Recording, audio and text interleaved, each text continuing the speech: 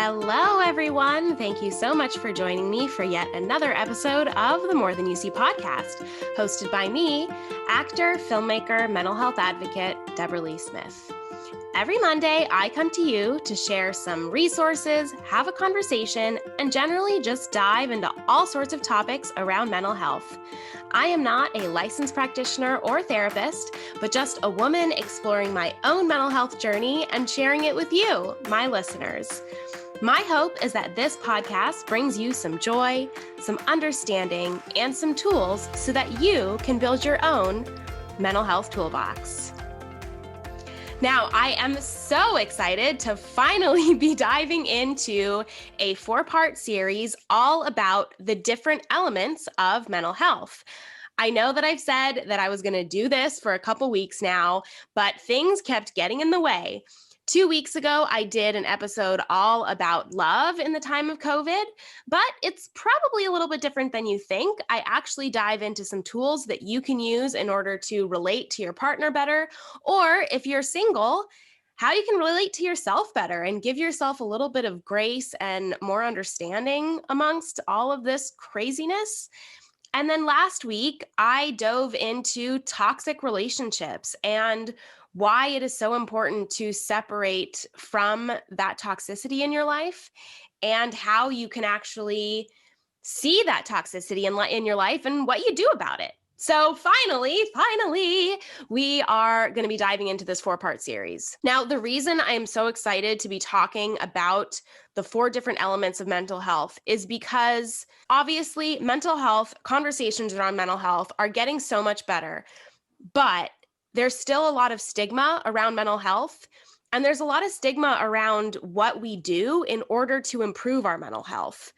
And I think that unfortunately, this is also just the society that we're in, because even if we, do something specific for our physical health that maybe makes us feel better, we automatically have some judgment towards someone else if they do something differently. And I think that that's a real problem with our society. And I mean, this is the overstatement of the century, but the way that we judge, the way that we analyze other people's decisions on things. And I think that it is really important, and a rule that I live by, that if you are not causing harm to yourself or anyone else, whatever you do with your body and your mind is on you. Like, if you are striving to make healthy goals, good for you. Like, that's wonderful.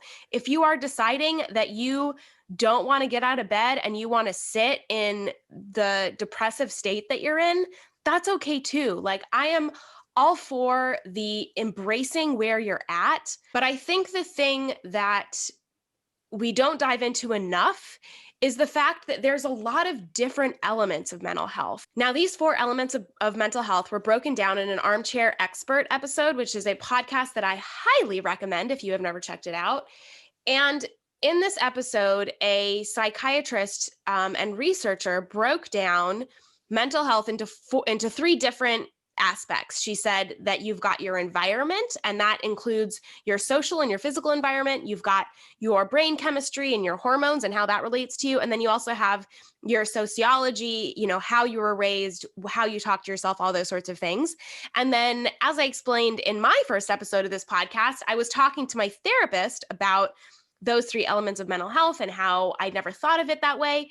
And she was like, I would argue that there is a 4th element in there as well, and that is spirituality. And the spirituality piece is about, like, whatever belief system you have, how that comes to life, how that relates to you as a person, and how that relates to your mental health. For the next 4 weeks, I'm going to dive into each of those elements in a very minute way, because I think that our mental health is comprised of all of those elements. And I think the more that we understand those 4 elements, the more that we can understand our own mental health and how that mental gymnastics is playing out in our lives. Over the course of these next 4 weeks, you will really begin to have greater understanding of these different elements and how they affect you, and hopefully develop some more tools that you can use if you are feeling that you're in a dark space. To start us off, we're going to talk about environment. And this is both your physical environment as well as your social environment. And there's a lot of different factors with that. I want to start out with this because it relates very strongly to the episode that I released last week about toxicity in your life. Because if you are living with someone who you have a toxic relationship with, obviously that can definitely cause some additional stress, some additional anxiety in your home space.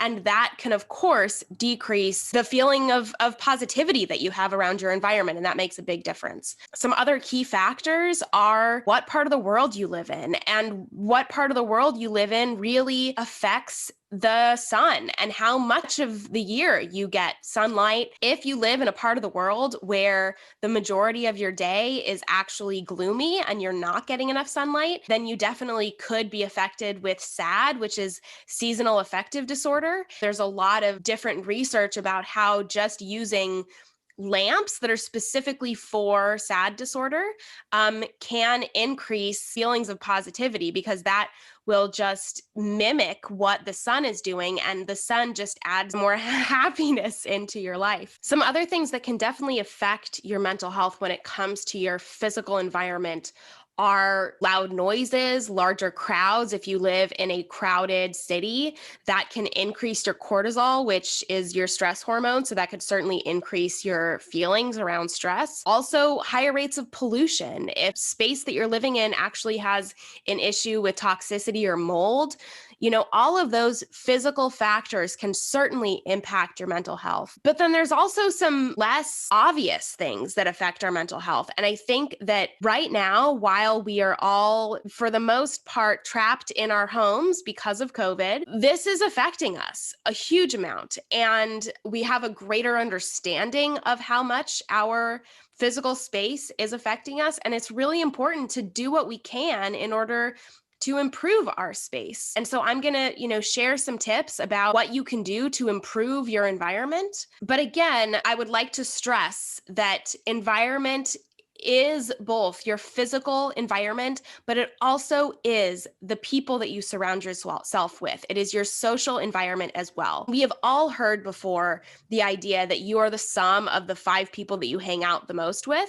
And of course, even, these times where we're hanging out on Zoom or we're hanging out on, FaceTime, that still affects us. However, we are relating to people, that still is affecting our mood, affecting who we are. And so I think that it's really important to make sure that you are still being careful about how you are interacting and who you are interacting with, even on Zoom. There is this idea now that we are all reachable because we are all at home and because we all have access to our phones and we have access to Zoom and FaceTime and all of these things. And that is damaging. Just because I am home and I am on my computer does not give anyone else the right to your space. You are completely entitled to whoever enters your space. And that includes now, your digital space. I also want to make sure that I recognize, number one, my own privilege in the fact that I have a lot of control over my space because I live alone. I have control over where I live and who I surround myself with and what is in my physical space. I also really want to make sure to include a discussion around environmental racism, which is racist discrimination in environmental policymaking that has been discussed a lot this past year, which is so important. And it has a huge impact on the mental health of communities of color, both the individuals as well as the communities. And so the community that we live in as well also has a huge impact on our mental health. The final element of this is the fact that our brains contribute so much to how we feel about a situation and how we feel about our environment. It is important to recognize the fact that our perception of our environment also strongly impacts our mental health. So if you are just not in a headspace to make a positive change in your environment, it doesn't really matter what you do. It's still going to have some negative connotations to you. So for example, if you are deciding to, declutter your space or rearrange your living room, and you are still coming at it with the idea that this is never going to work, this is ugly, I still feel not at home here, etc., that's just going to continue to color your feelings around the space that you're living in. So I think that it's really important to have gratitude towards your living environment, as well as to try and make small changes that will affect positively your overall environment. And some examples of that, it doesn't even have to be big changes. For example, about 6 months ago, I was feeling really negative about my career and just like not feeling like I was making enough progress. There was just a lot of negative feelings around my life. And I think a lot of that, of course, had to do with the stagnation in the industry, not being able to work, like all of those sorts of things. And what I started to do was write little Post-it notes to myself and just put them all around my house.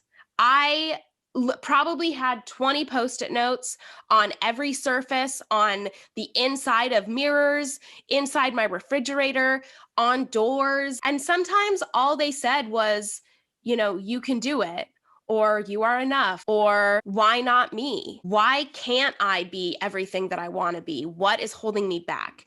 And so those small little Post-it notes, I still have some on my doors. They just helped so much for me to feel better in my environment. So I definitely recommend that you do small little things that will just remind you how freaking awesome you are, because that really can have a huge, great impact on your life. Now, of course, I also, want to go back to the COVID factor, because that, of course, has a huge impact, again, on the fact that like we have been living, most of us, within the same four walls for a very long time. We are probably so tired of looking at the same space. And again, I know that this comes from a very privileged place for me to be able to say that I am tired of the fact that I have a comfy home to live in, but you can hold that gratitude, as well as also hold the fact that you are feeling tired of your current environment.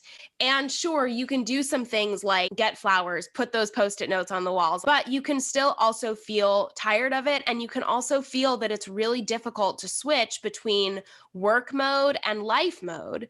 And I know that I have always worked from home, so this has always been something that I have struggled with. And this is something that everyone has experienced this year. How do you separate your work life from your home life when your home has now become your work? And this certainly is a huge factor in our mental health, because there's so many blurred lines when it comes to being at home and being at work, and there not being any separation there. So the suggestion that I would give to you is set a specific corner of your house for work. Designate that for your workspace. If you just have a room that you're living in, then designate one corner of your room to be devoted to your work. Whatever you can do to sort of delineate a space. I would also recommend that you try to set, very strong work hours. I have pretty much all notifications off on my phone after a certain time of day, because I just don't want to be dragged into a work situation. Again, to make a differentiation between work time and home time, what I would recommend that you do is, have your delineated work time. When you are done with your delineated work time, make sure to close the book, shut down your computer, all of those sorts of things. Put it down and go for a walk. Even if it is literally that you are walking outside of your house for 5 minutes and then walking back in, just having that separation in your environment and separation in your mental space, as far as like, this is work time over, I am now coming into my relaxing lifetime. That is so important in order to, again, make that delineation. That has made a huge impact in a positive way on my own mental health, and has really reminded me that like, once I do that walk around the block that is post work, I don't pick up my work again. I don't, because now I am not in my work home. I am now in my home. And in my home, I do not do work. So I think that is certainly something that I have struggled with, but it is a boundary and a kind of requirement that I have set for myself this year. And it has been hugely impactful. As I hope that you've realized today, your environment makes such a huge impact on your mental health. And I wanted to start with that one because it is so strongly tied to COVID, because of our current, being stuck with people that maybe we weren't used to spending this much time with, or because of our physical environment not changing. Like, there's so many aspects of our environmental states that is impacting our mental health in a huge way. And I think if we can incorporate some of these small little suggestions, as far as like, have gratitude for the space that you live in, but also make sure that you are reminding yourself of how awesome you are. Put little Post-it notes up on the wall. And then also do the exercise of going and delineating, making a clear delineation between your work time and your home time, your work environment and your home environment. That is going to have a huge positive impact on your mental health. So I strongly encourage you to incorporate that into your life in some way. Now, next week, I'm going to talk about spirituality and how our spirituality is actually tied to consumerism and to capitalism. It's fascinating. I actually, after that first episode, my sister left me a voice message about spirituality and how it is tied to capitalism. And it was so fascinating what she was explaining to me, because she is a sociologist, that I had to share it with you all. So I'm really excited to dive into that again next week. And again, I think it's just so important to understand where we come from, why we're feeling the way that we're feeling. And so much of it is tied to the way that we have been operating as a society for hundreds of years. So I'm really excited to dive into that spirituality piece, and hope that we all have a greater understanding of how our spirituality comes into play with our mental health, and how that has been impacted by the greater world around us. Again, thank you so much for joining me. Let me know if you put some Post-it notes up in your house, please take a picture of them. Tag me in them on Instagram. I love interacting with you all. Thank you to everyone who is rating, reviewing, sharing this podcast, as well as the people who are sending me personal messages about what each episode means to them. Every time I get one of those, I just get further warm fuzzies, and makes me feel so good, and makes me feel so happy that this is something that I have dedicated my time to. So thank you, thank you, thank you, thank you. I super appreciate you all. Please remember that you and yourself and your environment is more than you see. Please give some extra grace and love to your environment this week, and I will see you next week.